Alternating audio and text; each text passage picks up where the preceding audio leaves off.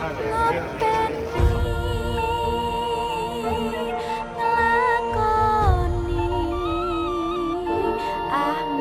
Lutfi Taj Yasin untuk Jateng masa kini.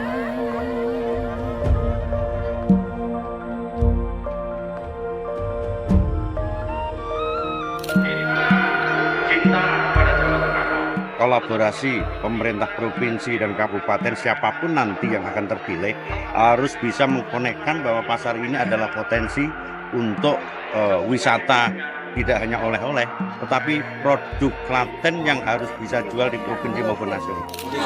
Semoga Pak Lutfi sukses selalu, panjang umur, sehat.